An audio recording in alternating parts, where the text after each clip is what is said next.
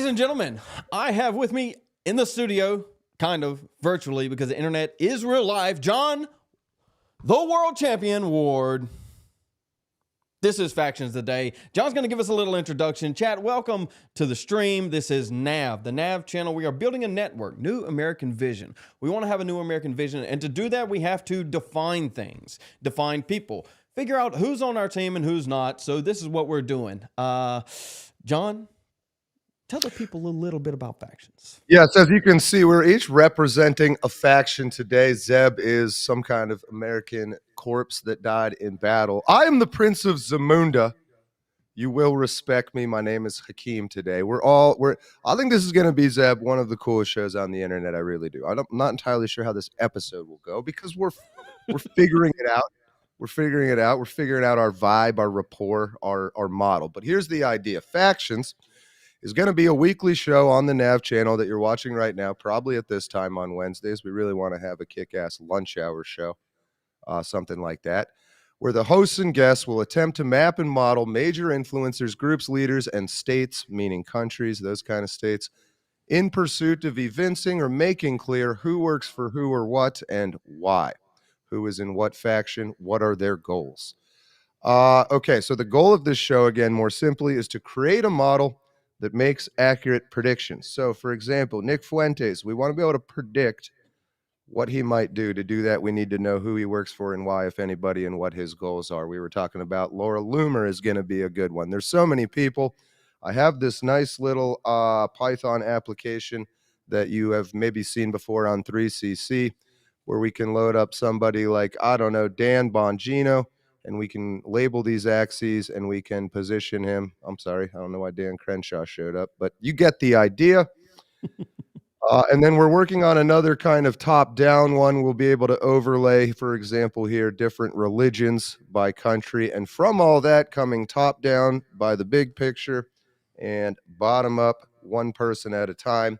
We hope to do that scene from Silicon Valley where we figure out how long from the middle out it would take us to jerk off every dude in the room. You've seen that scene, right? It's hopefully, Zeb. Hopefully, I have seen that. I have seen that scene. Well, they're joking. These are all forms. Tip to tip.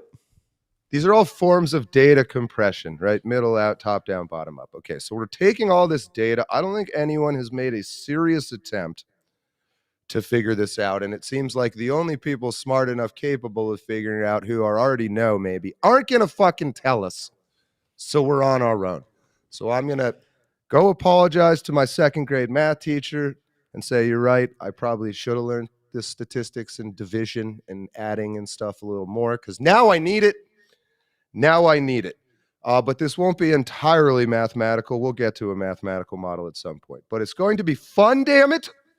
I encourage you on your lunch break to throw on a costume of whatever faction to which you subscribe. I already claimed Zamunda, so fuck off with that one. Me and Joe Boo. He's my fucking, what was, Zeb, who was Eddie Murphy's sidekick in that movie? The dude who had the late night show? I'm totally blanking on his name. Chat, what's that guy's name? Armand? No, I can't. It doesn't matter. It's totally irrelevant. I'm uncultured, John. I'm uncultured. Not germane to what we're trying to arrive at. All right, so my basis for all of this is number one, you're all familiar with Animal Farm. That will kind of give you an idea of what we mean by factions. The farm has the pig faction and the sheeps, etc. All animals are created equal, but some animals are more equal than others. And as one of those animals that is far more equal than Zeb or any of yourselves, I'll kick this off here. I'll lead it. So we want to think about things like elements. What is a faction? A faction, I'm going to start with, is a group of people working towards a common goal. That's it. That is it. That is a faction. That is what I mean by it. A group of people, not goats, not Joe Boos, people, which is what your government is, by the way. It's people. Working towards a common goal. Of course, sometimes these goals overlap. It becomes very combinatorial, Zeb. You familiar with that word? I Too am. many letters? Nope. Tauruses in combination. Combinatorics. All right. So it's going to be messy. It's going to take a while, but damn it, man, we're going to figure it out. What is in a faction? You have people working for the faction. I'm going to call those workers. You have people leading the faction, the brains. We're going to call those leaders. And then the third part is, what is the goal? There's biological components to those people. They have race, they have sex, they have age, they have sexual orientation, if you want to call that biological. Geographical origin, where are they from? That ends up mattering. There are behavioral elements of people. What are their goals? What is their religion? What is their culture?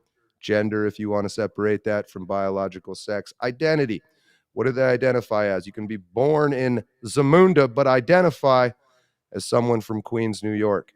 You can be born in Zamunda and identify as Zamundan. There's so many ways to go about this. There's ways to be part of a faction. There's really only two of them. One is on purpose. I am purposefully on this team. One is by accident. We call those useful idiots. Okay, there's also some people that try to infiltrate factions. We might call them controlled opposition, things like that. You get the idea. What are some of these major factions? We're going to stick to the main religions by population. Most common ones, I think, will be Christians, Muslims, atheists, Hindus, Buddhists, Sikhs, and Jews. Sex factions are going to be men and women, damn it. Men and women. We might have some weird gender factions. Age is a big part of this. Boomer's going to boom. Zoomer's going to zoom. I'm not sure what millennials will do, but it will be stupid.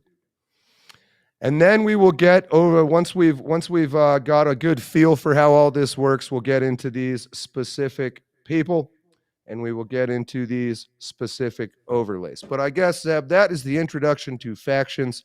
It requires we all believe, to be entertained by this, that we believe there are factions, that we do live in this Game of Thrones shenanigan-y world, right? We're going to use some pop culture references. But there is a bit of Game of Thronesiness going on right now. And then a bit of that Shakespeare you see in the video description. All the world's a stage, all the men and women merely players. What a bigot. Men and women. You didn't say Before trannies. we get too heavy into this, John, I got one for you real quick. I think you've seen this before. Let's do it. This is just an intro into kind of what you were talking about a second ago of by accident. He was born into it. Have you seen this clip? It's a clip of the guy, a Jets fan, saying, "I hate this team I was born in." Just saw it, yeah. There you go. Cinnamon, get your thoughts on the game. I hate this team. I was born into this, and I'm not gonna ever. I'm always a Jets fan, but like, I hate this team. I mean, I feel him, John. I feel him. Sometimes you are born into things, and it is what it is, and it's kind of where we're going to get at with this faction. I know you laid out a list of things that we're going to go through, but at the end of the day, it is a team effort. That's what I think. That's what we're trying to build. Oh, and that's Nav for. Yeah, that's maybe a fair point. The discerning minds in the chat would immediately challenge us and say, well, before you go pointing fingers and throwing pebbles in your plexiglass house, what faction is Nav? Who are you guys? What side are you on? What do you believe in? What is your common goal? Truth, Zeb? calling out the liars. That's what factions is. Our team is defining teams because everything's so muddy now. That's what our team is. Our team is not lying to each other. If you don't know what the fuck's going on, you're not rich as shit, you're not in control of anything, and the government generally makes your life shittier, you're probably on our faction. Because it's kind of what happens to us. In case you haven't been able to tell, we're very serious people, by the way. We really are, though. It's all a game. I'm serious. Yeah, we are. It's a heart attack. No, I'm just kidding. I think having fun with this kind of thing is fundamentally American. Maybe Scots Irish when William Wallace was painting his face. We didn't get dressed up for nothing. Yeah, so we didn't get dressed up for nothing. Here's that. Maybe I'll do that next week. Maybe I'll go full on the Patriot. So yeah, we should have a different theme every week. Different faction. I got a few costumes in here. I'll run out pretty soon. So anyway, chat, by all means, we'll keep an eye on you if you have any theories with what we're talking about. I guess we have two choices here, Zeb. Do we want to take a wide angle or a narrow angle? Do we want to start with a person or do we want to start with some some big picture demographics. Well, let's take do you have big picture ready? Yeah. Let's do that. Let's start there, and we can kind of explain a little bit on this end. Know a lot of it's going to be you, but we'll run with it. Yeah, sure. So, I mean, I think religion is a pretty big one to pay attention to. That kind of dictates to a lot of people, if they're genuine believers or at least trying to be. That'll dictate a lot of their behavior. So, by the numbers, again, this is Wikipedia, Pew Research Center. Take it for what it's worth with a grain or two or even three of salt. Christianity across the globe, 28.8%. Islam a close second, 25.6%. Unaffiliated, which is mostly atheist, 24.2%. Hinduism, 14.9%. Buddhism, 4.1%. Other religions, including Judaism, 2.4%. So you look at this map here in the middle. Let me make that a little bigger. Maybe. Not that big. Close enough. Nice. That's good. All right, so Christianity, obviously, almost entirely in the West, Russia, the southern central parts of Africa, basically white zones, it seems like. Islam, of course, should be pretty obvious, this green strip of mud. Now, right off the bat, I just want to point out, this is what we're obviously going to find. If you go to the ratios of men and women in a country, you notice the blue in northern Africa, and then you go back to Islam. China, a little bit of outliers, but already we're seeing patterns. In fact, look at that. You got some Islam down here in Indonesia. It's blue, mostly men. How fun. So that's kind of stuff we're hoping to learn. We're going to set this up to overlay. So you have Christianity where it is all centralized, Islam where it's all centralized. Again, if you didn't know, atheism, China, if that purple part that's very dark. Also a problem in Canada. Wait till we get to Sikhs. You're going to laugh. Hindus is pretty much just India. So it's important to know. There's no spread whatsoever. Well, before we go on from Hindus, John, I was having a little bit of a discussion with someone on Twitter. I'm assuming they were Hindu. I got to go down to Sikhs first. They were basically making the argument that Hindu isn't a religion, it's a people. Well, it's pretty much limited to India, so that sounds somewhat accurate. And so would you say that Hinduism is much like Judaism and ethno-religion? I think we can jot that in the notes as a very high possibility, yes. So that's an interesting term right off there. We're going to get some Venn diagrams going here, man. But some of these religions are very highly... You almost don't even need to differentiate between Hindu and Indian then, do you? Same thing. Maybe. We'll find out. We'll find out. Not the case, though, Zeb, with Sikhs. Where'd that go? Oh, my God. Oh, highest proportion of Sikhs? Canada. I wonder how they got over there, John. Why does Canada have so many Sikhs? That's insane. So the Sikhs, if you don't know, are based in this one province in India, which is why it's brown. Great color choice for India. There's more of them by population in Canada now than there are in India. I had a chuckle. But notice it's also just an export from Sikhs from India to white only countries, essentially. Australia, Great Britain, and Canada. Yeah. Canada, man. Holy shit. You were saying, okay, so Buddhists, which is another tricky one that might not call themselves a religion, but you can see that's Southeast Asia, yes, China. But so you can see where that origin is. And then we did the Sikhs. Here we go. The Jews. Very, very highly concentrated in Israel. And then they actually had to draw a box around New York, too. That cracks me up. So greater than 70% in Israel. The next highest would be 6% stayed in New York. But that's actually kind of interesting. So Florida's one of the big theories too. of these, I think a big part of our factions discussion moving forward will be, is part of what's going on a fight between these guys in Israel and these guys in New York? Is there a general civil war? Is it Zionists versus secular Jews? I don't know. But that is go ahead. Now, John, when we talked about when we were on the Touch Grass podcast together, we kind of talked about this a little bit, where the people that form groups, they kind of move to different locations and then they isolate against each other, and then they essentially create nations or races on that. That's going to play a lot of factor in here. The geography matters. The geography of the thing matters. Whoops. Yes, I was gonna. There we go. That was bothering my autism. That little white stripe. And if you remove the geography, and by how do you do that? The question is, well, the answer is obviously the internet. And then people believe that they are the thing. And I've posted that on Twitter today. Is if you remove the geography, everybody thinks they can be anything they want to be, because on the internet, well, they are simply there, so they are that thing. This is, you keep switching back on me. This is. Sorry, do you want the map? Hassan saying that he is more American than we are. And so that's we'll get to that in factions also. What are we Googling? So I was just gonna kind of quickly follow up here on what you were saying with my own little addition. There we go. Okay, so can you see my cursor? Yes. Okay. So we have this ridiculous out of Africa theory with people that is, I think, totally retarded and wrong. You can clearly see the start of civilization here in the Fertile Crescent.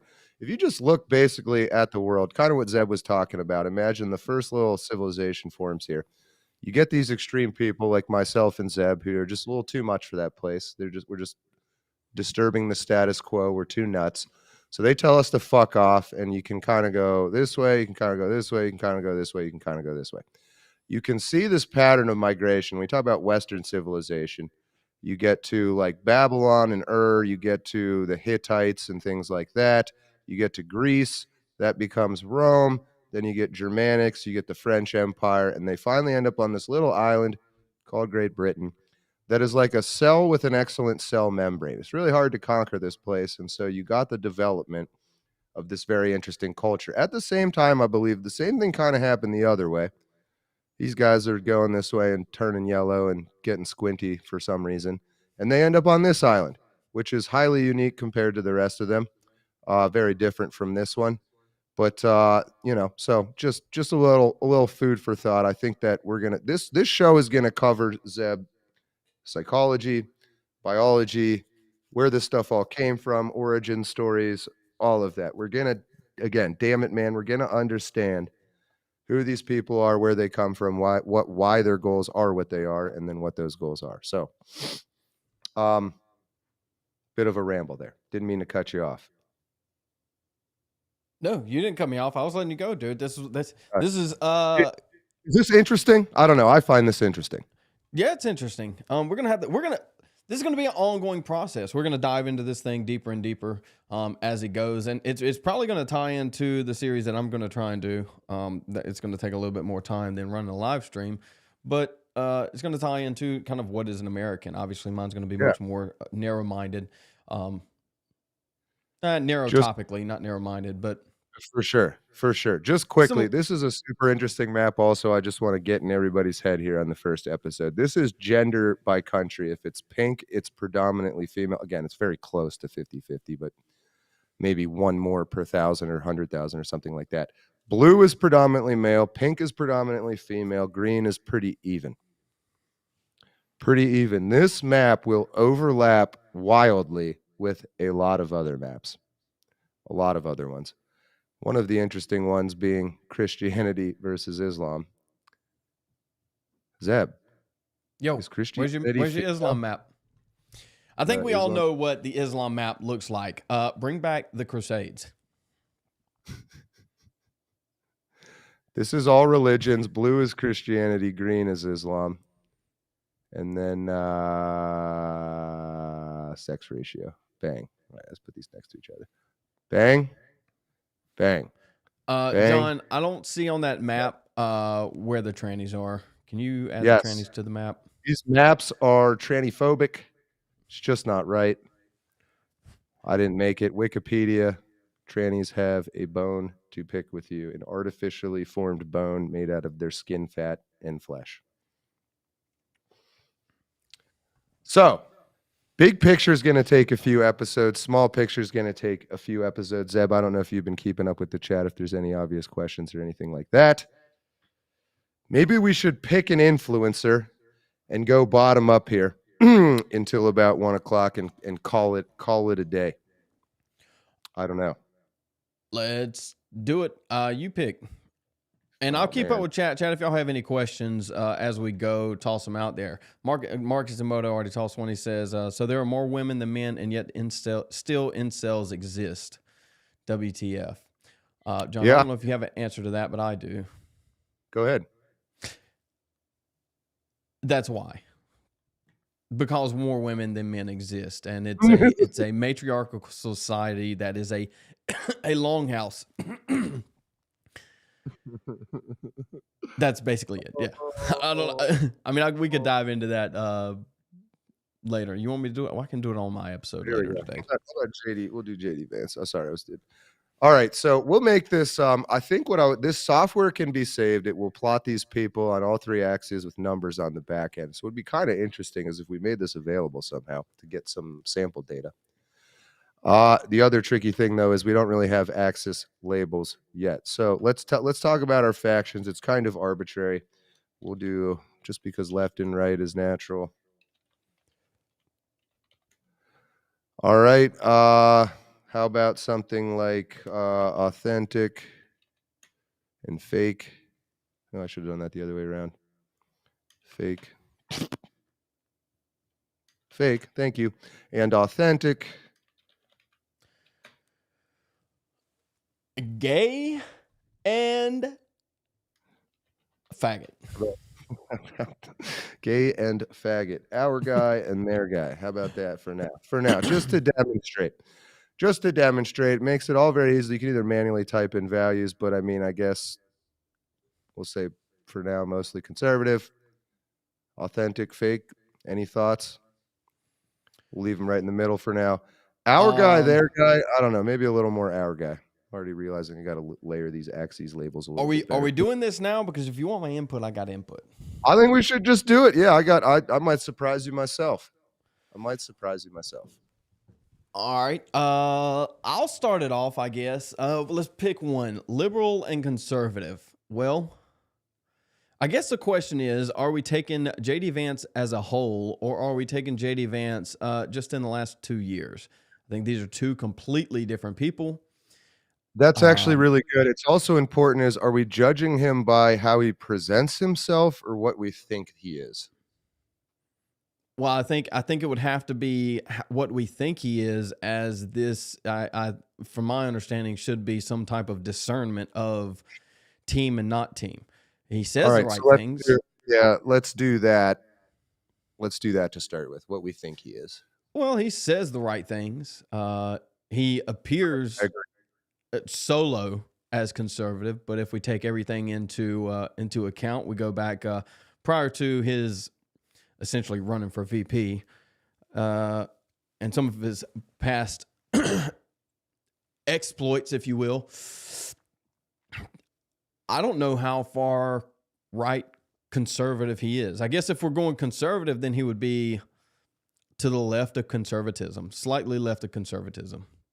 Slightly more. So this would be if he's all the way good and trustworthy in every possible way, which obviously nobody is like that. I'm moving it in the wrong spot. All right. So sticking with just liberal conservative, you would say he's slightly more liberal than conservative. I'd say he's more conservative than liberal, but he's not. Give him like a 15 on the right. Okay. Chat, where we at JD Vance on liberal versus conservative? Well, so what are you basing that off of?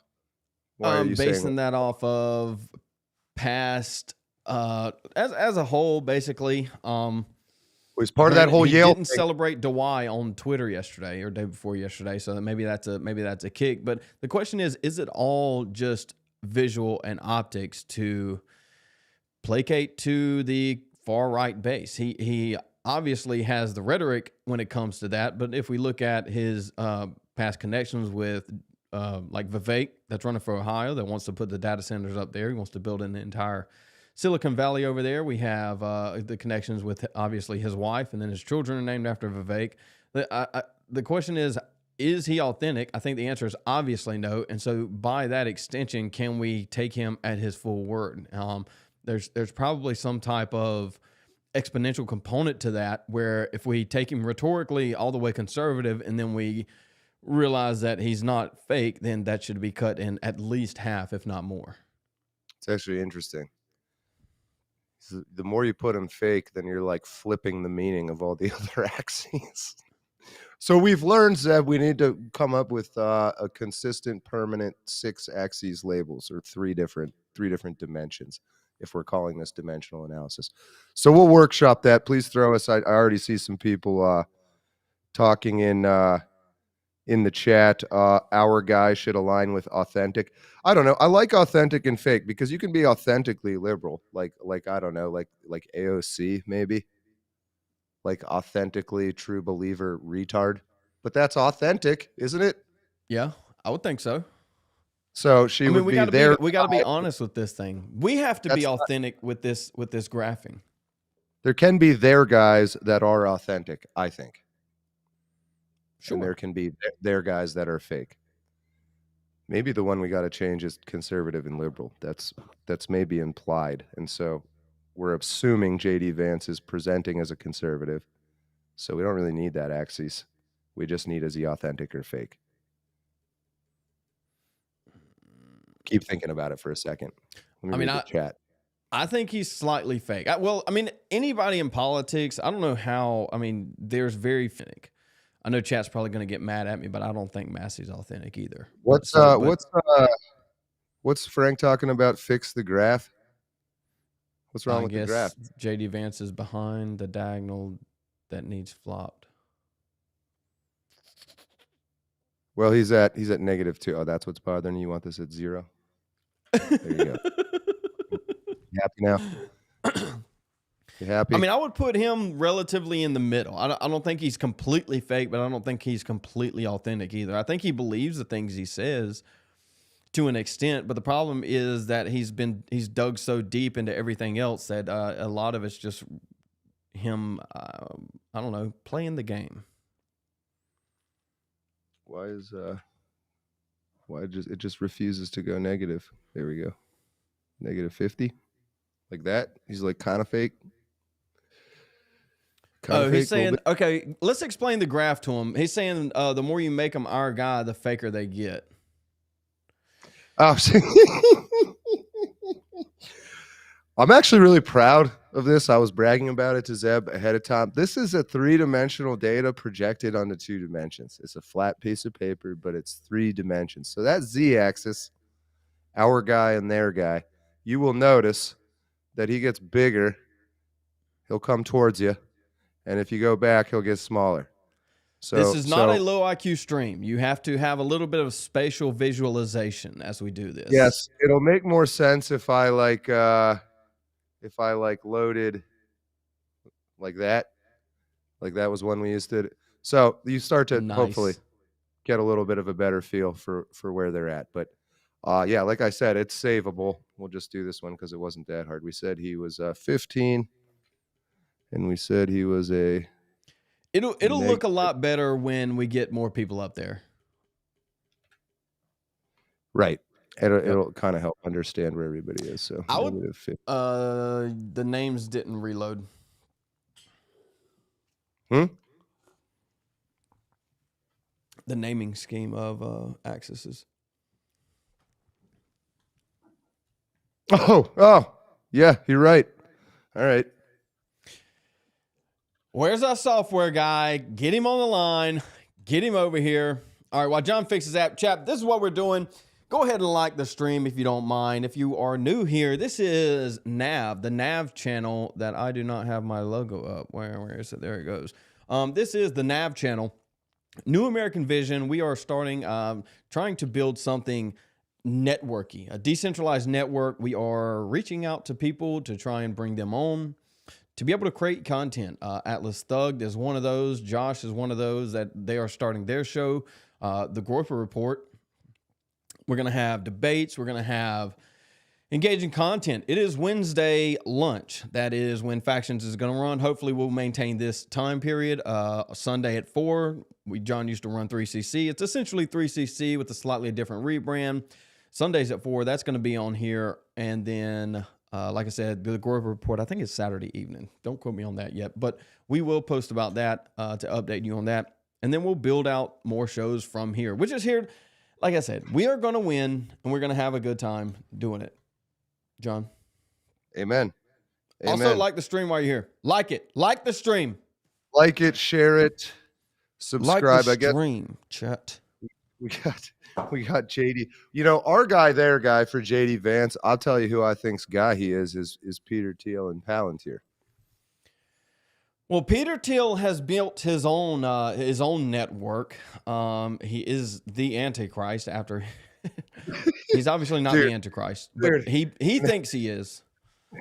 When they asked him that, they're like, "Are you the Antichrist?" The dude hesitated. Did you see that? He's like, "Well, yeah."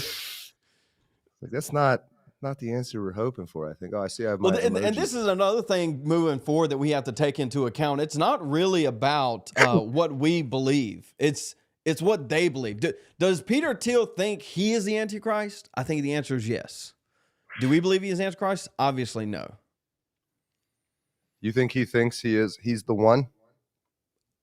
He might not Antichrist by name, but I think he just like Elon. I mean, these people believe themselves chosen. And so the chosen one, not to be mistaken for the chosen. These are two separate things.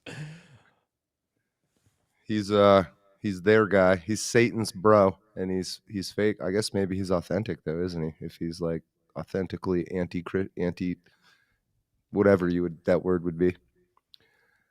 We're not going to worry about Peter Thiel right now. We'll just leave him back there. We'll leave him in the back of the bus, jerking around JD Vance's little marionette strings. There you go. But anyway, Vance. So again, right off the bat, need some better labels maybe for the x-axis, going left to right. But hopefully that all makes sense. Yes, this is a 3-dimensional projection. I do have a 2D version of this. If this gets too stupid, if this gets too confusing, we'll just go to 2 axes. Do a little political compass. Yeah, Frank's struggling. Frank's struggling over here. He said, "I think your z-axis should go horizontally as well, then, because the bigger they get, the more into the fake quadrant they go. 2D is 2D. You want retards to discern it's supposed to be seen 3D. I think as we add people, it will be. We'll see. It's just a perception. If we put listen, we're trying to have fun, Frank. This is fun. Confusing you is fun, okay? Frank, look how he passes through, man. That took me like 7 hours to get that to work. Woo! Woo! See, he's all the way at the bottom. He's just, this is perfect. I don't know what you're talking about. This makes total sense. I might animate it so they like move a little bit too, just to make it even fucking weirder. All right, what's the x-axis, chat? What are we doing on the x-axis? Obviously not liberal and conservative. No, that's going to be implied, isn't it? Yeah. What about globalist and nationalist? Not bad. Not bad. Is that encapsulated by our guy and their guy? Is that redundant? Is it? I don't know. Let's keep plowing forward. Keep thinking. Keep thinking. I'm going to pull up the chat. I'm going to mute Frank. He said, don't timestamp that.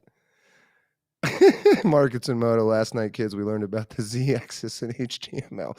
It's Python, man. Come on. That's what Grok said anyway. John demonstrating how he literally operates on another plane. Okay, so let me go back to my little document here of the 3 things I said were important to a faction. So, are they a worker or are they a leader? Linda asked a question. She said, "How do you make a super chat?" How do we make a super chat? We get 70 more subs. That's how we get a super chat. We're trying to grow this channel to a size where we can do that. We're actually already pretty freaking close, so appreciate that. 70 subs. I think we got to get 500 subs and a couple of videos posted. We already got the videos posted, obviously, and then a couple more subs, and we are going to knock that down, hopefully, and then we can get super chat running. Hopefully, next episode. We'll see what kind of numbers turn out. It's been growing decently so far. I'm gonna modify this leader, follower, leader. I like that. Follower. That way, our leaders, like this guy, can lead. I like it. Okay, fake gay, fake authentic, whatever. That's good. And then we want this to be fake. No. Damn it, man, Zeb. What was our other? What's our axis? Our guy, their guy. All right, okay. So like Peter Thiel is a leader that is fake, that is their guy. See how fake he is. JD Vance is we had him a 15 on authentic. We had him. What if you can you flip fake and authentic? I think that'll make Frank happy. What, you want fake to be positive axis? Why? That's a negative. Or you would have to flip the other two. Just by the nature of the 3D effect. I think the only way around that would be to... This is so intuitive. All the positive terms are positive axis. Positive Y, positive X, positive Z. All the negative terms... It's good now. He said it's good now. Literally perfect. All right. Chat, you stay in chat. Let John do his work. He's worked hard on this. Let him do his thing, okay? All right, we're going to do the 2D one next time, I think. No, I think we got it. I think we're good now. Right. Yeah, Peter Thiel is definitely a bottom, though. Have you seen some of the pictures of some of the older pictures of Peter Thiel? Yeah, I guess so. He kind of just he mutated into the reptilian. He went through the pupa stage. All right, let's see. Are we doing JD Vance or Peter Thiel? Stick with Vance. So we still have, is our guy there, guys, is if he's a fault. Do you agree that he is a puppet of Peter Thiel? Yes. And again, do you know the background of that? Like Thiel gave him $10 million to run in. Yeah, he's funded everything. What state was that? That before he was VP. He's from Ohio. Was it Ohio? Was he JD Vance's brother also ran for, I think, a mayor in a city in Ohio too. That was kind of backed also. Well, on the next show, we'll get that American Psycho clip queued up where he talks about the whole Yale thing. You know, Willem Dafoe goes, "What Yale thing?" And he goes, "Well, for one, I think he was probably a closeted homosexual who did a lot of cocaine." That Yale thing. Yep. So part of factions will be fun, I'm sure. He wasn't closeted. He admitted it in his book. He told us he did. Huh? He fucking did. Yeah. So the question is, I think that our guy, their guy. What are you K-barring around? They can't see it, John. It's just for you.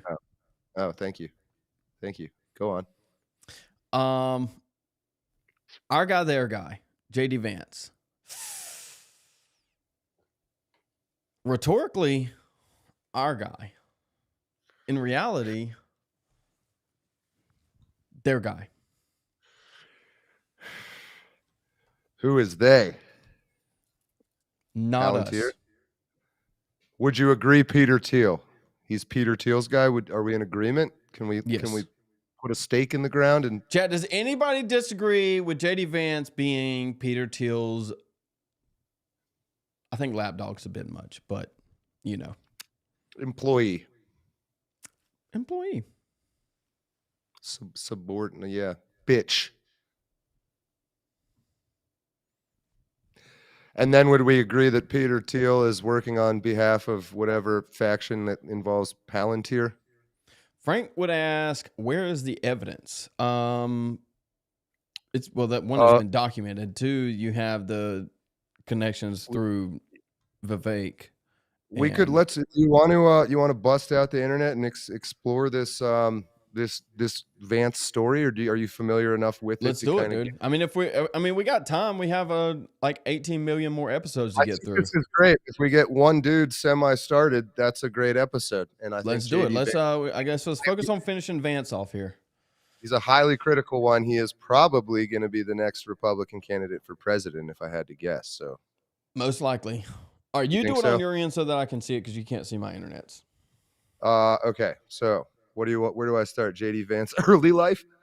If it's not deleted, maybe JD Vance, Peter Thiel connections. I think most of us know, but we can kind of rehash some of it. Let's make this nice and big. I don't think we need this thing. All right. I don't think we need that either. Look at that. James David Vance. James Donald Bowman. What was his other name? He had a few. So right off the bat, if you don't know, he has gone by different names throughout his career. I consider that kind of a red flag. I mean, maybe you don't have to. I don't know. James Hill Bowman, I think, was the other name. Jimmy Hill Bowman, something like that. Born and raised in Middletown, Ohio, U.S. Marine Corps, deployed to Iraq as a military journalist. Also, I'm kind of consider military service in non-combat roles to be kind of a red flag. That seems to signify someone being groomed for political leadership. Oh, very much so. And maybe I can. It's speculative or being conspiratorial. I get it. Go ahead. Well, I mean, Sorry. if we are being conspiratorial, which I think we're perfectly in the right to do that. I don't know if he started being groomed that early, but it is definitely a way to do that. I mean, look at I mean, you could kind of pawn it off on some of the royal families that send their kids into the military to do service so that it just looks good when they actually gain leadership, even if it's only performative. But they do the same thing here. It's just like, I mean, we look at people like Erica Kirk that won a pageant on her first go round at Donald Trump's thing. It's like, okay, maybe we're just setting something up for the future. But you have to understand that these people that we are, that their guy, when we're talking about their guy, and we're talking about factions here, their guy, those people, meaning not us, they play the long game. And when I say long game, I'm not talking about months. I'm not talking about years. I'm not even talking about decades. These people play century and millennia long games. And so I agree. To place JD Vance 20 years ago in the military, in the Marine Corps, is not some far-fetched thing. Bachelor's degree from Ohio State, law degree from Yale. Another red flag to me. After briefly working as a corporate lawyer and Senate aide right out of law school, also kind of a red flag to me. Vance became a venture capitalist at Peter Thiel's Mithril Capital. This is keep in mind, chat. This is Wikipedia. This is their guy. Their guy on the internet is Wikipedia telling you about him being their guy. So let's believe it. So we're on paragraph 2. We've learned he has changed his name multiple times. He was in a non-combat military role. He went to law school at Yale. He worked for the Senate as an aide and then became a venture capitalist at Peter Thiel's Mithril Capital. He then publishes Hillbilly Elegy, a best-selling memoir that brought him national attention. This is another pattern I notice. It's manufactured Manchurian Candidate type shit, in my opinion. And then they made this documentary out of it that coincides with the election. It just screams at me that the machine or the system or whatever big evil faction we're trying to figure out pushed this guy through, or at least Peter Thiel did. Well, it's definitely more Peter Thiel than anything, right? Because if I'm going to recall the choosing of the president or the vice president from Donald Trump, everybody was on board. Even Donald Trump was on board with Tim Scott up until maybe a couple of hours before the actual announcement. And it's been reported multiple times over from multiple sources that Donald Trump had his focus on Tim Scott during that time to be the vice president. So What happened? What happened in those hours before? If we're grooming Tim Scott, essentially, right? Tim Scott was also groomed into the effect of he's 57, no kids, not married. Okay, maybe we should put something together if we're going to have a VP for Donald Trump, that we are going to push this idea of a little bit of family unit. Okay, let me get engaged to this white chick. Well, you don't get the VP position. Now you're caught up in a position where either you cancel the wedding or you just go through with it. If you cancel the wedding, then it looks bad on your political sphere. And so now Tim Scott's stuck in a marriage with a lady he probably doesn't even care for. This is another, I believe, one of these big factions out there that overlaps, that has different goals. But there is definitely some sort of gay mafia thing that seems to have formed. Okay, Peter Thiel is gay. That was the whole Gawker thing. He was trying to keep the fact that he was gay under wraps. Gawker outed him. Peter Thiel waited like a psycho, vengeful mastermind until the Hulk Hogan video. He backed Hulk Hogan and literally destroyed Gawker as a personal vendetta for outing him for being gay. So we know Peter Thiel is gay. Second thing is, you see this pattern. Again, it's rarely proved, but there are examples of this throughout history with politicians, male politicians that are gay, don't want to be openly gay, so they get what we call a beard, which is a fake wife. So that's what Zeb's talking about with Tim Scott. Tim Scott got this beard. Now he wants to shave. But this is what we have to look for. So you have J.D. Vance running into and becoming mentored by Peter Thiel at a young age. J.D. Vance mentioned in his book about having gay thoughts. J.D. Vance and his wife seems like kind of the not most normal grouping of people. They met at Yale. Maybe there was a little, hey, I have a plan here that could work out great for both of us. Maybe there was a little threesome going on at Yale with old Vivek over there. I mean, John, you're a friend. You're a friend. Would I name my kid John? Maybe. No. Oh. What would you name him? Vivek if you had a Vivek friend? How do you know I don't already have a kid named Vivek? I can look at you and tell you wouldn't do that because you don't look like J.D. Vance. He's hanging out at home with my daughter Sandeep and my dog Samir. Yeah, in Indian attire after you got back from your Diwali trip and from Samunda from what's that stupid Indian place? The only place that isn't trashed, Taj Mahal. The only place that isn't trashed. It's still hanging on, huh? Still hanging on, dude. They have an entire country of 1 billion people. They can't keep anything clean. The only thing they can keep clean is like a couple square miles. That's it, dude. Right, well, that's where all their tourist money comes from. We do the India faction you're taking, although we're kind of, is J.D. Vance, is there the India Gay Alliance going down right now, Zeb? Is that? Well, if you look at the Conservative Party, gay Indians. If you look at the Conservative Party, especially a National Conservative Conference last year, and they're coming up on this year too. If you look at that and you try to extract from there, okay, what is the Republican Party? What does the conservative section of America look like? If you extract from that, it looks Indian. That's what it looks like. That's all their speakers were Indian.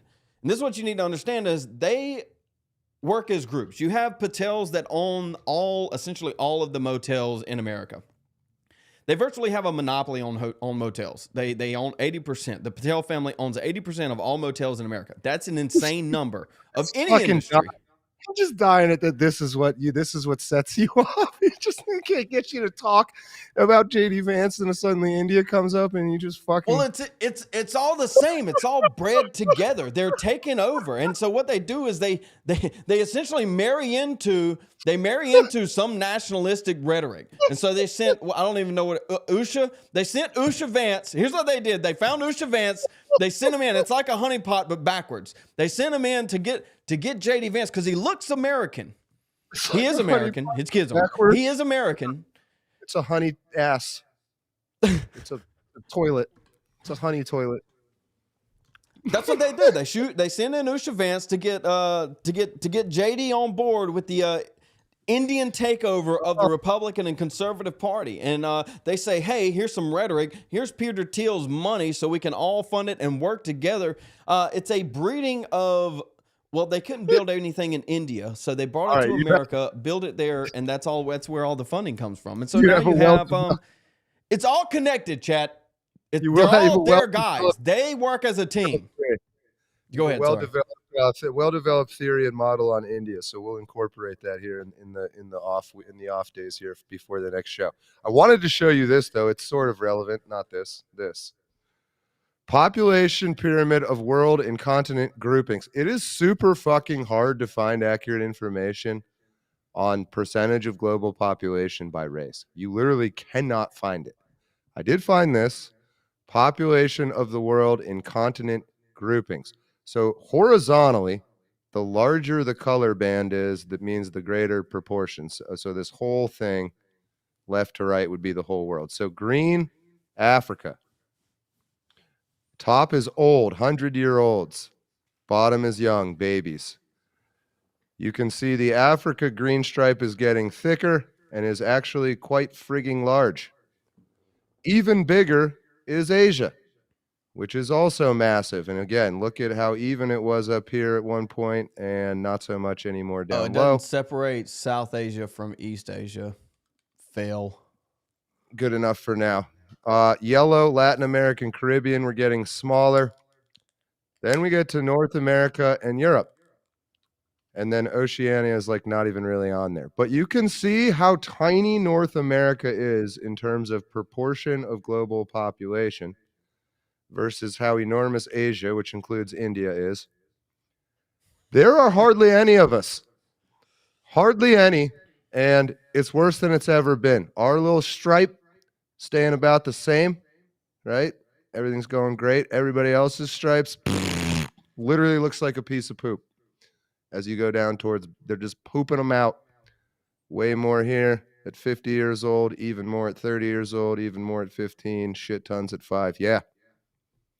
So that is relevant to factions. We're going to get that map overlay whipped up for sure. You know what we need, John? You know what we need to do? We just need to build more wells in Africa. That's what we need to do. They need water, Zeb. They are thirsty. And that is a human right. All right.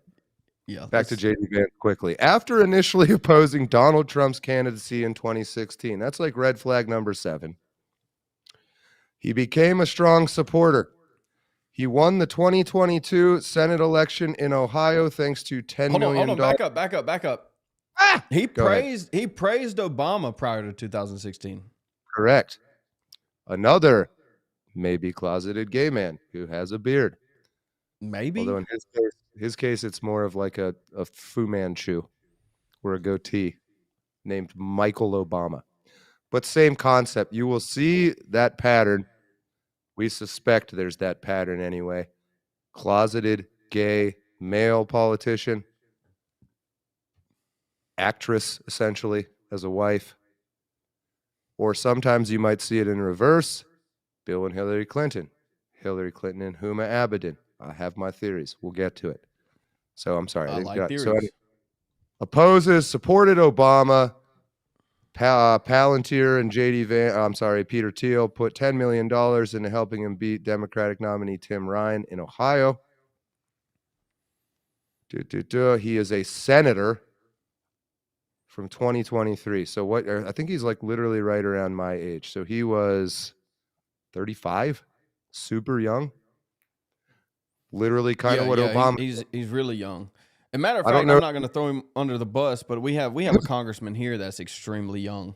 No, there's nothing wrong with being young, but I'm just saying, look at Obama's pattern is exactly this. He comes out of nowhere, he becomes a senator for 2 years, and then he goes right into the presidency.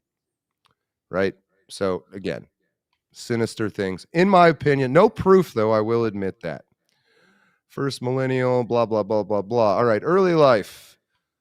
Was born James Donald Bowman. Interesting. His father was Donald Ray Bowman. He had this whole hillbilly elegy thing. I haven't read it. Did you ever read or watch that, Zeb? I've read excerpts from it. I know I never watched it. I do know he mentioned to his grandmother or something that he thought he was gay, and she's like, quit being a fag, and so he just magically was straight forever after that. Thanks, Grandma. Yep. That's how it works. Ask Milo.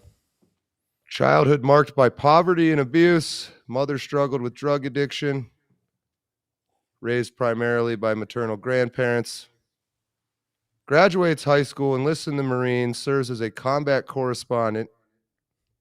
4 years of service, deployed, non-combat role. Bing, bing, bing. Biggity, bing, bing. Sus, sus, sus. Maybe I can touch on that real quick. Just in general, across the board with the Marine Corps, it's like there's factions within the Marine Corps, and that is combat roles and non-combat roles, right? So if you go into the infantry or you go into what's called the fleet, there's a pride aspect that comes with that what we call POGs, personnel other than grunts, don't have. Why? Because, well, you put in a little bit more hard work to do what you got to do. You risk a lot more. You put everything on the line for the possibility of deployment. And so, it is rightly deserved. And so when you have someone that comes out, we used to clown on photographers all the time. And that's what JD Vance was. He was a combat photographer. He ran around with a camera and took pictures. Yeah, man. Continuing, he goes to Yale Law School. He gets encouraged by Amy Chua, professor, who is the Tiger Mom author. She says, hey, y'all got kids? Beat the fuck out of them. And people were like, genius. So she's somebody in the entertainment world is the way to think of that. She's a Yale law professor who wrote Tiger Mom, and I think the system might have kind of helped her make a little money. She tells JD Vance, hey, write about all that gay shit you used to think about. And he's like, all right, cool. Vance also initiated rapport with Peter Thiel after attending his 2011 talk at Yale. They met at Yale. One of those Yale things, maybe. Oh, yeah. One of those Yale things. Wrote under the name J.D. Hamill on a website. That's probably not that meaningful. I mean, people use fake names on the internet. Nom de plume. It's all good. Pen name. Although the book states he adopted his grandparents' surname Vance upon his marriage in 2014, the name change actually occurred in 2013 as he was about to graduate from Yale. So he fucking lied in his book about when he changed his name. Because he needed it on his diploma. That would be my immediate thoughts. He wanted Vance on his diploma for his future political career. Yep. Right after law school, he goes to work for Republican Senator John Cornyn. What's up, John? What's up, man? You corning around? He spent a year as a law clerk for Judge David Bunning of the U.S. District, blah, blah, blah, worked his law firm, blah, career as a corporate lawyer. He practices law for slightly under 2 years, moves to San Francisco. Any gay things associated with that you're aware of, Zeb? To work in that was a rhetorical question. Technology industry as a venture capitalist. Between 2016 and 17, he served as a principal at Peter Thiel's firm, Mithril Capital. Mithril is that fucking armor the Hobbit wears. So that's super gay. It's on brand. I remember it from RuneScape, dude. Oh, RuneScape days. Are you too old for that? Mithril is from fucking Lord of the Rings, bro. Well, Mithril in RuneScape is a metal type. And you know what we're here to do on this show is talk about Lord of the Rings and RuneScape mythical armor. That's our job, and we're gonna crush it. Chat. In June 2016. Who remembers RuneScape, chat? That was the good old days. Take me back to RuneScape. Let's go, dude. All right, take me back to the Paradise City where the Mithril's cheap and the girls are gay men. Oh, won't you please take me down? Okay. The Times listed it amongst six books to help understand Trump win. Talking about hillbilly elegy. I don't really care about. Yeah, so I mean, like, he should have got shit on for this, and he didn't. The media didn't really give him too much crap about it. Kind of like the when switch Saturday. up, the switch up was obviously not only at Yale, but even beyond that was once everyone recognized that, hey, Obama is doing a shit job. Maybe we need to switch teams to win. Quote unquote, switch teams. I do think maybe there was a bit of that. All right, some other details here. Board of Advisors, stuff I don't know about, so I'm not going to get too much into it. 2019, Vance and Chris Buskirk, don't know who that is, co-founded the political advocacy group Rockbridge Network, co-founded venture capital firm Narya Capital in Cincinnati with backing from Thiel. Eric Schmidt. Holy shit, really?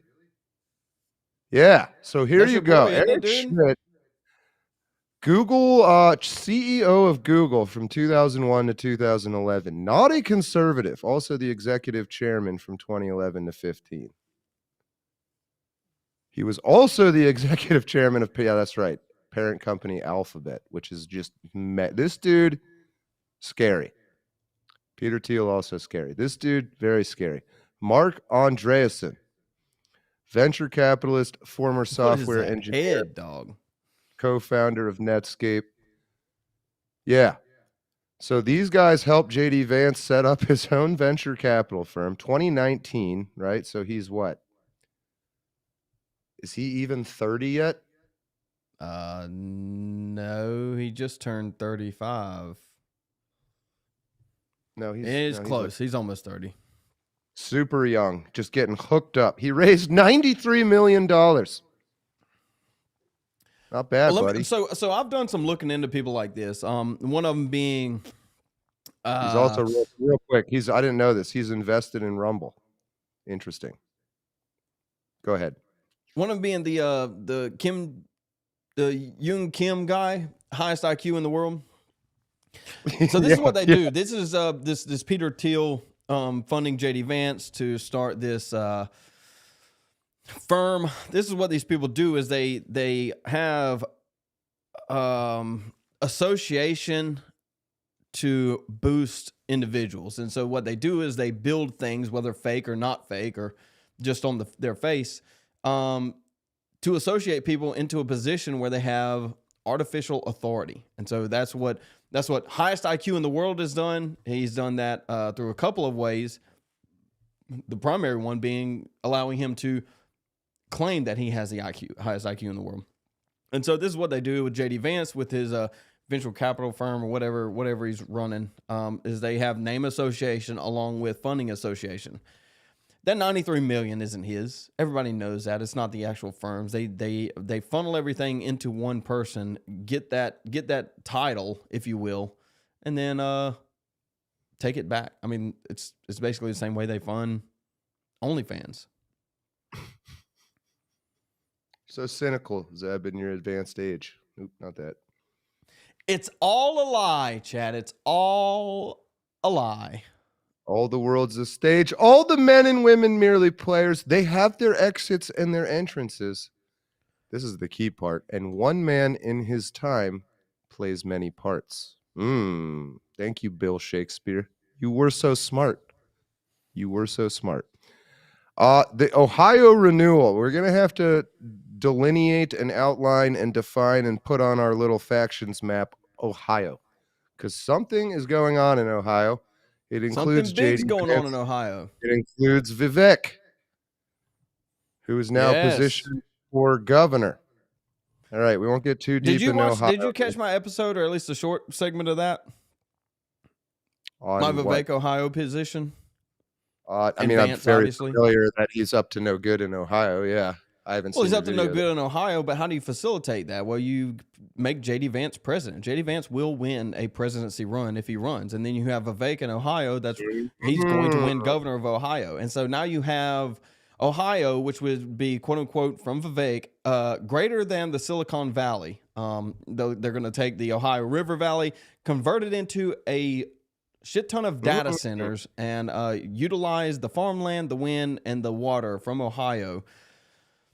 Pure Americana in Ohio. They're going to ruin it with some Indian data. Instead of call centers, it's data centers. They're going to ruin it. They're going to add it's going to be facilitated by Peter Thiel threw J.D. Vance as president and Vivek as governor of Ohio. Ohio. Ohio. I'll workshop it. Ohio. Shitio. Instead of dotting the I at Ohio State games, the Indian dude will run out and take a shit. I missed it. even What'd know you say? Ohio State football has this, well, probably all sports, dotting the I. So at halftime, their band fucking writes the word Ohio, and then some special band nerd gets to go dot the I. They get to be the dot. It's like a great honor. I think it's like really cool for them. So I was saying, yeah, like in 20 years, so instead of some Indian dude will run out and just take a shit right there. That'll be the little. little Ohio is gay. Ohio is like Texas, except they don't have any of the bragging rights, but they still brag. I The guess. worst. I don't know. What? Have you been to Ohio or Texas? They're nothing alike. Right, that's my point. But everybody from Ohio brags as if it is. What is it? I don't know if I've ever run into somebody from Ohio with an ego. They usually like are Really? kind of they're like, sorry, I'm from Ohio. They're all Ohio supremacists per Atlas Thugged. Also, they Well, are, dude. Well, all right. Well, let's add them to the factions map. Ohio, something's afoot. we can do that. All right, back to JD Vance. Back to JD Vance running for president so that they can steal all of our farmland. Are you good to keep going for a little bit longer? We're over an hour, which is fine by me. I'm good, dude. I'm on your time. All right, let's finish up JD Vance. All right, let's try to place him before we end this thing. He started considering running for Senate in 2018 against Sherrod Brown. Is that dude? I was sure that guy was going to be black, but did not. In March 2021, Peter Thiel gave $10 million. See, I wasn't lying. Peter Thiel gave $10 million to a super PAC created to support a potential Vance candidacy. $10 million. Robert Mercer, who is a American hedge fund manager, computer scientist. That's a big part of the Peter Thiel thing, computer scientist. Political donor, early artificial intelligence researcher, former co-CEO of the hedge fund company Renaissance Technologies. Okay. So yet another guy giving Vance money, undisclosed amount. He suddenly expressed interest. He launched an exploratory committee. He won the Republican primary pretty handily, defeated Democrat with 53, so that's a pretty big win too, honestly. The vote share was considered a vast underperformance compared to other Ohio Republicans. Interesting. Oh, so usually they win by more than that. Vance had often previously spelled his name with periods after his initials, but after becoming a candidate, he removed the periods. Okay. That's very notable, John. More branding, I think. The name changes. What are they getting at after that one? That one, not so much. And the pen name on a website, I don't really care about. All right, so he becomes a senator in 2023. Again, I think he's around 35 years old. Sponsored 57 bills, none of which passed. Co-sponsored 288, of which 2 passed. Yeah, a lot of that stuff is performative. I mean, you've seen Right. Yeah, you've seen a lot of that stuff with Marjorie Taylor Greene and Massey. Right. It's performative so that they can get votes and say, "Hey, I was fighting for you." They're not our guy, but at some point they are. I mean, they're self-serving just in a different way. Yeah, sometimes they'll put out these things they know will not pass just because they're like, I don't know if the Dismantle DEI Act went down. It's political or not. grifting. If you know you're not going to win, then you'll put up these bills that look good. We'll forgive all student debt, that kind of shit. It's like clickbait, but for people that are in politics. So then he goes right into the vice presidential candidacy. The theory there is that some kind of compromise was made between Trump and the Peter Thiel big money technocrat factions. So they were like, Trump, if you want a legitimate chance to win again, you're taking JD Vance. And Trump was like, I ain't taking Mike Pence, so that's fine. Well, I think he was going to take Tim Scott. At least all the reports were saying that he was going to take Tim Scott, because I was banking on having some guys in the White House a little bit more, at least in the Senate, right? I mentioned Russell Fry. I mean, I have connections to a lot of these guys more locally, but if you would have picked Tim Scott, then you would have had to fill the seat. The governor would have had appointed someone to fill that seat for Senate. It would have most likely been Russell Fry. And so now we have a senator that is at the White House rather than just a congressman. But that didn't happen. Everybody was banking on Tim Scott, dude. And last second, you get a little Peter Thiel rug pull. Hey, Trump. So I think these are symptoms of these overlapping factions. All of these people. So along with Vance, North Dakota Governor Doug Burgum, if you remember, looks like George Washington. Florida Senator Marco Rubio, who now has a really important role. South Carolina Senator Tim Scott were the finalists. It does seem like Tim Scott seems to be doing something that Trump likes. Marco Rubio, it's not. He seems like he kind of switched sides lately. He seems like he's doing quite a good job. Now, I just saw floated recently that the ticket in 2028 will be J.D. Vance as president, Marco Rubio as vice president. Yeah, So, I saw some people floating that, dude. I don't know if that carries. I don't think Marco Rubio would want a VP spot. I mean, even if he did, that's not a fantastic ticket, to be honest with you. Well, unless it's heir apparent to president. If J.D. Vance turns that into a stepping stone, maybe it will become more viable. I don't know. That's a detail for right now, though. Doug Burgum didn't suck the right dicks, I think, because we haven't heard from him since. I don't know. But it's also worth looking into not just why things go right for someone like J.D. Vance, but maybe why they don't go right for other people. You got Burgum on the factions list. We can add him to it. He is in there. We thought Burgum was much further right than than he was originally. We thought it turns out he just had the appearance of George Washington and not the actual policies of George Washington. Exactly. Another thing important to note, Trump's two eldest sons, Donald and Eric, advocated for Vance. Especially Don Jr. seems very locked in with whatever Vance has going on. Have you noticed? Yes, very much so. So that is interesting. And then I remember, we'll have to dig this clip out, but Trump early on was asked, do you think JD, after he won in 2024, like, hey, is JD Vance, are you grooming him to be the next president? And he's like, I'm not really sure he's the guy, which was interesting, I thought. Trump seems to be a little standoffish about JD Vance, a little careful about endorsing him too much. Yeah, I remember that too. Let me see if I can find it. Keep going. I'm gonna see if I can find that clip. But yeah, he definitely was talking about. He was asked about J.D. Vance being the next president, and he wasn't too thrilled or gung ho about it. I mean, it is really early on. I mean, they still have 3 years, a little over 3 years before we even get to the Yeah. Also worth noting, several media and industry figures are said to have lobbied for Vance to be on the ticket, including Elon Musk, who's out there, one of the technocrats with Peter Thiel. They're friends.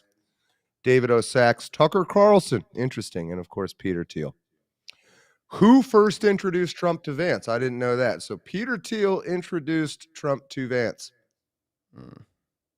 Come on, I mean, that's a list right there, John. That's a faction list right there. If we want to jump ahead, the Heritage Foundation privately advocated for Vance. That's worth noting. Oh, Silicon Valley. David Sachs. This is who I want by Trump's side, an American patriot. Gave a super PAC supporting Vance 900,000. Thiel added 15 million.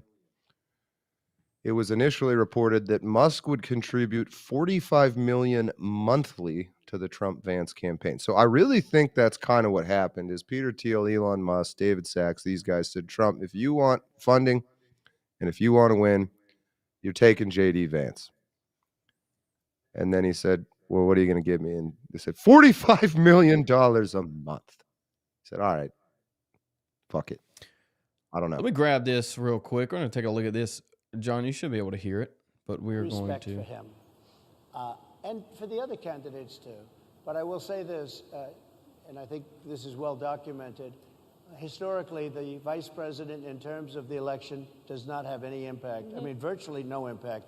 You have 2 or 3 days where there's a lot of commotion as to who, like you're having it on the Democrat side, who it's going to be. And then that dies down, and it's all about the presidential pick. Virtually never has it mattered. Maybe Lyndon Johnson mattered for different reasons than what we're talking about, not for vote reasons, but for political reasons, other political reasons. But historically, the choice of a vice president makes no difference.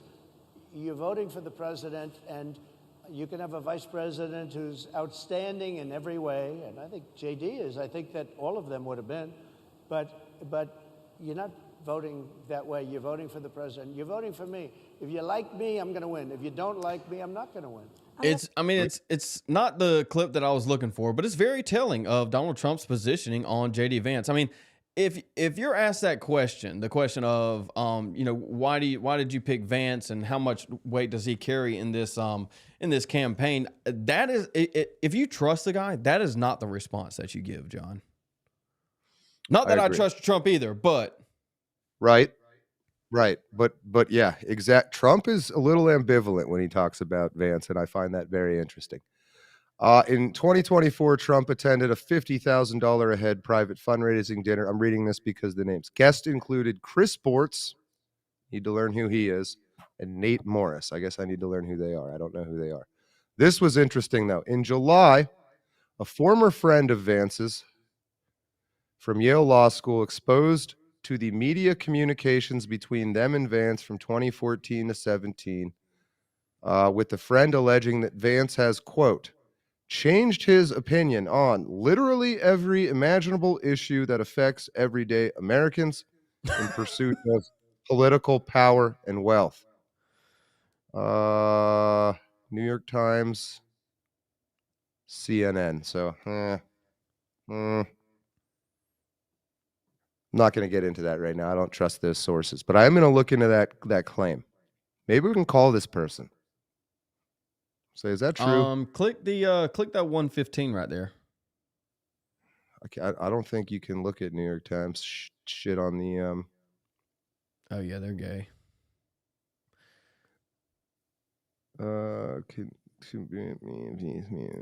There's a way to fucking get around this. I forget how you do it. All right, I got another clip for us. This is how JD Vance.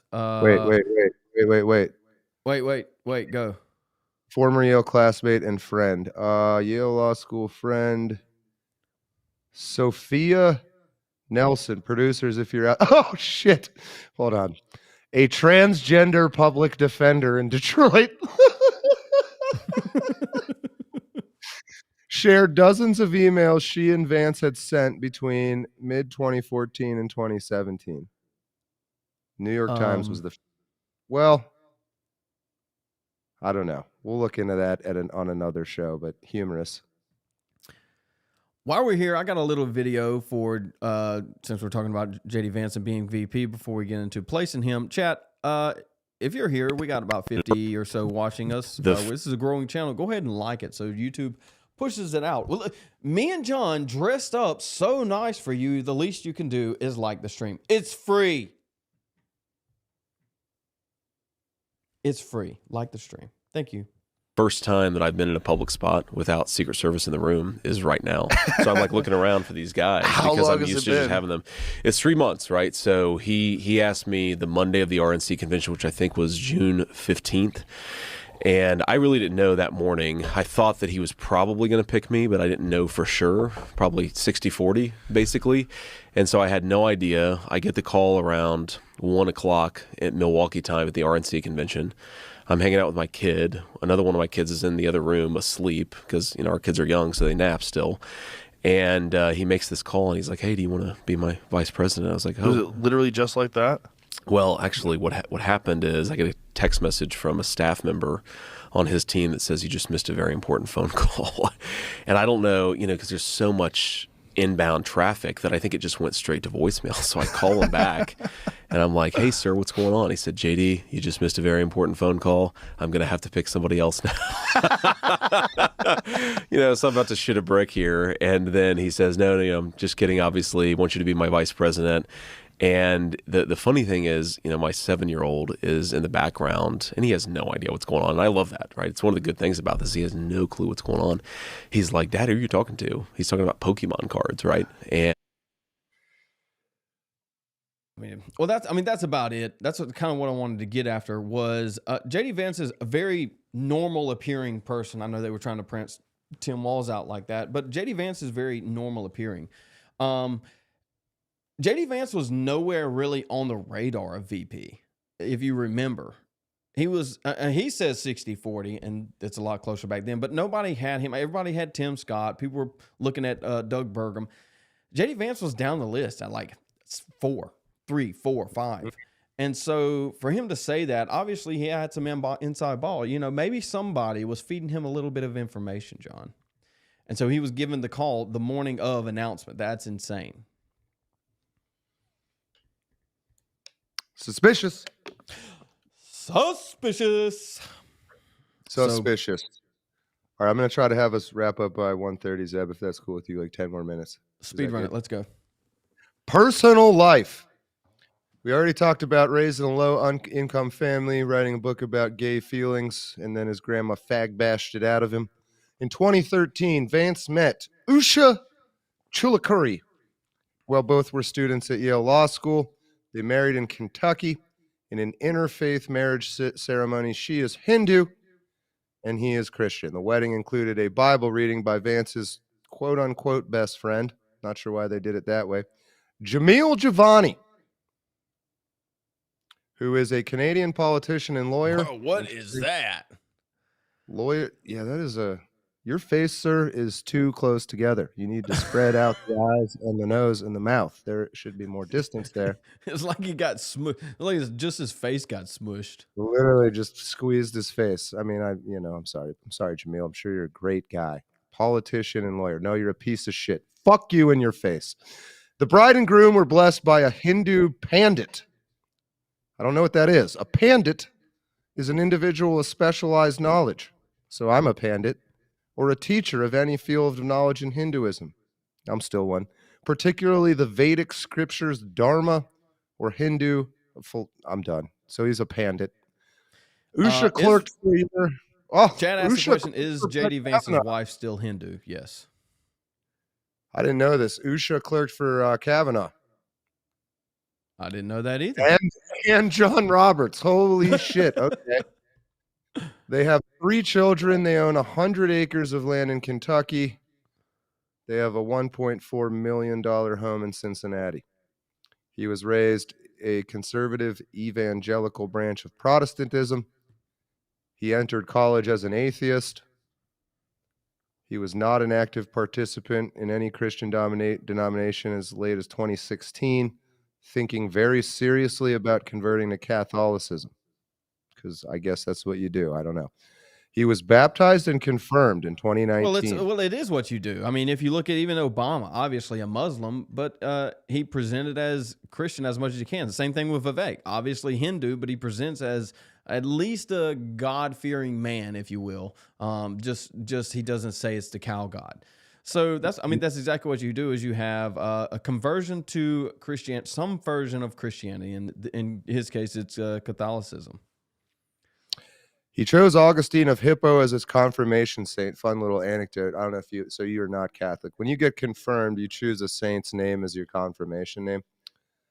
I tried to be, they said it has to be in the Bible. So I said Goliath.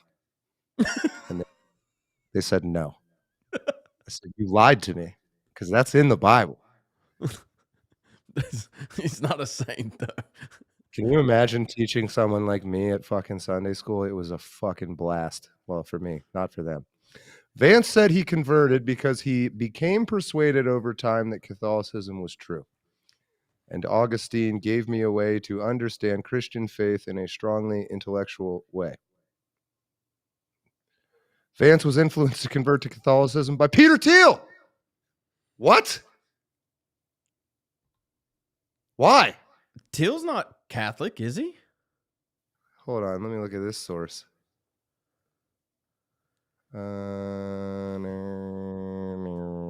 This one? A guide to J.D. Vance's most unhinged public statements. Well, that doesn't sound like a very unbiased source. So we're just not going to read that. But apparently Peter Thiel, interesting. Peter Thiel identifies as small o Orthodox Christian.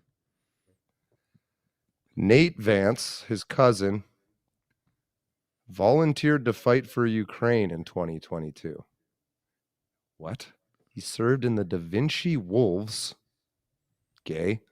Fighting major battles. Not gay, if that's true. Nate criticized JD's stance on Ukraine, accusing him and Trump of aiding Russia. He's expressed disappointment, so they don't have a good relationship, I guess, which is interesting. Interesting. So we'll have to look about Nate Vance and what he's got going. Maybe we'll call up Nate Vance, Zeb, see what Nate's got going. Well, his brother that still has a last name Bowman, like I said, ran for mayor in one of the Ohio cities, and he lost. So I don't know how that works. Well, that is like the if you're mayor of an Ohio city and your brother is the vice president, soon to be president, like even just on the grounds of like funding, you vote for them. You know what I mean? So they must know something that we don't, John. I want to check into this tranny whoever that has 3 years of emails and said he just changes his positions on any and everything for the sake of money and power. Yeah, I mean, it's... Well, this Wikipedia read has been very eye-opening on the Vance situation. I was already kind of up in the air with Vance, obviously. His rhetoric is nice, and his past is bad, so we need to kind of figure that out. It's worse than I thought. I think we have to be honest that none of that is proof. It is no, it's not a proof. lot of very correlated, overlapping, circumstantial stuff, but what makes it suspicious is our own conspiratorial theories, not proof. I do think there's no reason we can't call Nate Vance, that we can't call that tranny. Say, hello, tranny. How is your tranny day going? I have some questions for you, tranny. That probably is not happening. Let's call him up. Well, here's a serious operational question. I cannot legally record calls live, even though I've done it anyway, because of the state of... Yeah, can you do that? Are you guys allowed? I think South Carolina's single consent. As long we need a single consent state person with a phone, and then we'll turn you loose on all kinds of strange named people in Ohio and whatnot. But yeah, one party consent is important. I don't want to get ourselves in trouble for no reason. I also don't. South Carolina is a one party consent state. Maybe we ask these people if they're willing. Like maybe a surprise, Nate Vance, you're on the air. Maybe that's not a nice thing to do. I don't know. Hey, sir, we're mid live stream. Would you repeat what I read in Wikipedia real quick? Is your brother gay? All right, let's what if he's like the man? What if he's 2 minutes? awesome? Let's pump it out. We got about 5 or 10 minutes left. Let's see if we can place Vance real quick. All right, final placements. He stands at 0 on our guy, their guy. I think I'm going to have to go a little more their guy after reading all that shit. I think he is their guy. I think we need to, I'm not going to say take it with a grain of salt, but let's not take it at 100%. But he's still their guy. I think you're probably close at about 50%. Leader, follower. This is confusing. Hold on, let me put this at 0. Well, he's not a leader. I wouldn't say he's a leader. He's obviously a little wish-washy with his positioning. Well, it certainly wasn't in 2019. It seems like somewhere around 2018, 2022, he runs for Senate. He's definitely down the food chain, but he's not at the bottom anymore. I think. That's a good question. Follower faking gay. I think Market Moto says he's a hell of a follower. He probably doesn't have a lot of autonomy right now, and he probably is not making a lot of decisions. I think that's actually probably true. He's a puppet. He's a mouthpiece. I would do like 25, 30, something like that on follower. We'll do 30. All right, fake and authentic. Chat says useful idiot. I guess the question is, where would you put useful idiot? I don't think he is stupid at all, man. I don't do think not he's stupid either. I think he is quite smart. I think he's an anomaly. Obviously, his mom and dad probably aren't that intelligent, and so where would the intelligence come from? Do we know that either? I mean, there's lots of really smart, like German descended coal miners, like fucking Homer Hickam, dude. Yeah, but You know like what I'm talking about? dads and Dude, like deadbeats? literally invented NASA. His dad was a coal miner in West Virginia. October I'm not Sky, saying that's coal stupid miners. book. That's stupid, dumb book. Homer Hickam. No, he's a dumb. He's a dumb. 50% on each, back bottom left. We also might need to modify. I think we still have some overlapping axes. We'll have to think about these. Like authentic, fake, our guy, their guy, that kind of overlaps. Good, no evil. one makes it in the club by accident. Smoke, Good, crack, and evil. womb. Oh, is that how you increase intelligence? Tylenol. Take Tylenol when you're pregnant. That's how you make intelligent babies. Tylenol, baby. Well, it's a good start, man. We're figuring it all out. We've learned it. We know everything now. So I don't know. Maybe, hopefully, I find this sort of thing very interesting. We will obviously flesh out the actual production of all this so it flows a little better. It's more fun. There'll be fun, shiny, flashy things popping up on your screen that will make you spend money and turn gay like every TV show has. So you'll be like, this feels like home now that I'm getting fucking brainwashed. That's what was missing. So we'll do some of that with some Chobu. We'll cast some curses on you. We'll teach you how to hit the curveball, how to make your bat unafraid. New costumes. I don't know. Shit, I'm going to have to go costume shopping. It is Halloween. It's Halloween, dude. You got a Halloween spirit up there? They pop up Especially for a month and they're gone. Yeah, day after I go clean that place out for like $10. Let's do it. I'm gonna do mine too. I want to get a full on powder wig. That's what I want. Well, I got like 5 of those. Like a real one. Kind of. I mean, I don't. Yeah, kind of. Well, Zeb, it's a little past 1:30. That was actually kind of fun. I enjoyed that. I need that sort of stimulation in my life. No homo. Fun, entertaining, and we learned a little bit. If we're going to take Wikipedia at their word, maybe we get to call the trannies. Maybe we get to Zeb, call we the learned trannies both and find Peter out something. Thiel and JD Vance are somewhere in a 3-dimensional space. We don't know where. We can't tell where. We don't know what it means, but they're there somewhere, and that is a step forward.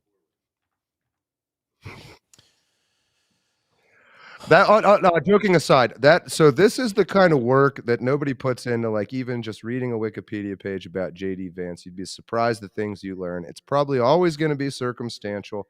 It will require more week. I wouldn't be surprised if this takes us a PhD level education of 8 years to put together.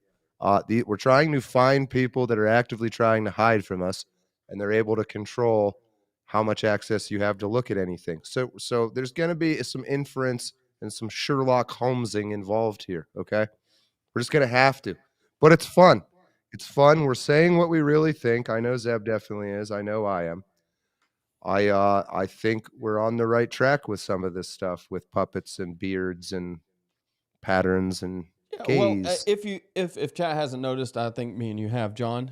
This episode specifically, everything's connected. All of this stuff is connected, and as it goes, it's going to snowball and build on top of each other, right? If maybe we jump on a Vivek next go round. Vivek would be a great one. He would be a great one to do. But Let's Peter do that. Thiel, Vivek, Vance, I would even say Trump, and then obviously all the names on the Wikipedia article we need to get into. We're building. This is going to be an ongoing process of building factions. That's exactly what it is.